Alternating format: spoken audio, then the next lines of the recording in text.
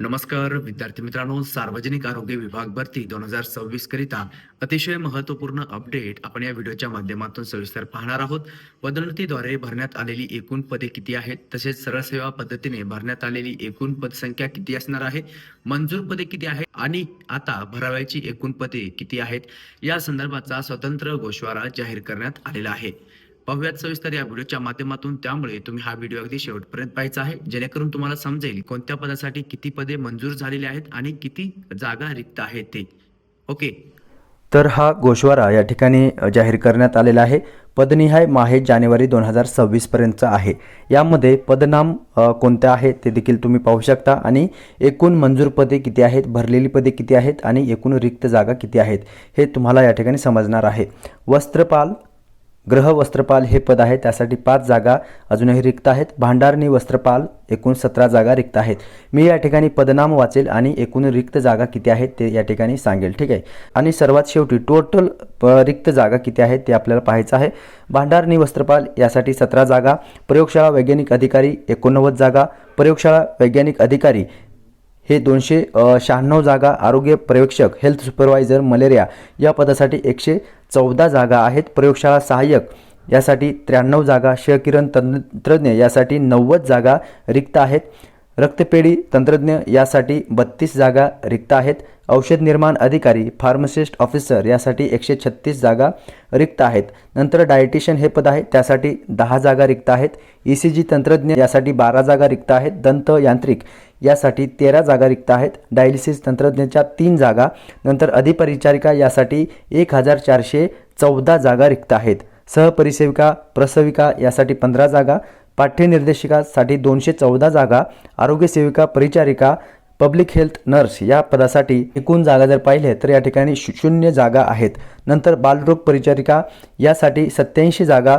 नंतर मनोरुग्ण तज्ज्ञ परिचारिकासाठी 32 जागा. दूरध्वनी चालक टेलिफोन ऑपरेटरसाठी 6 जागा या ठिकाणी रिक्त आहेत. ओके. शिंपी या पदासाठी 10 जागा आहेत. नळ कारागीरसाठी 6 जागा. सुतारसाठी 4 जागा. नेत्रचिकित्सा अधिकारीसाठी 207 जागा.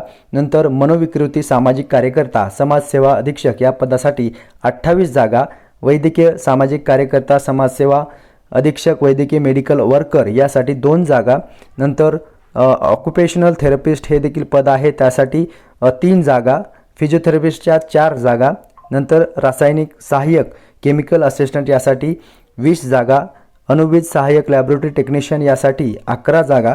जवळपास आपण जर पाहिलं विद्यार्थी मित्रांनो, सर्व आरोग्य खात्यातील जे काही पदे आहेत त्या सर्व पदांचा या ठिकाणी डिटेलमध्ये गोषवारा देण्यात आलेले आहे.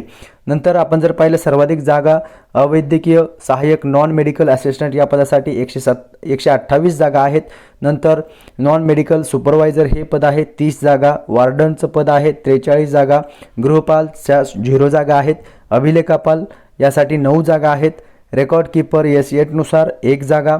वैद्यकीय अभिलेखापाल 7 जागा. असे सर्व पदे या ठिकाणी तुम्ही पाहू शकता. आता सर्वात शेवटी मी या ठिकाणी जाणार आहे, त्यामध्ये तुम्हाला पाहायचं आहे किती टोटल आकडा आहे. आरोग्य विभाग पदभरती अंतर्गत एकूण रिक्त जागा किती आहेत तर पहा, 6236 जागा रिक्त आहेत.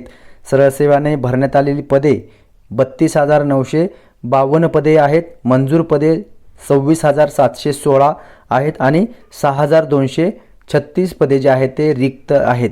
तर या सर्व पदांचा या ठिकाणी मी तुम्हाला डिटेलमध्ये तपशील सांगितलेला आहे. याकरिता मी तुम्हाला आपल्या व्हिडिओच्या डिस्क्रिप्शनमध्ये लिंक दिलेली आहे, त्या लिंकवरती क्लिक करून तुम्ही अधिक माहिती जी आहे ते मिळवू शकता.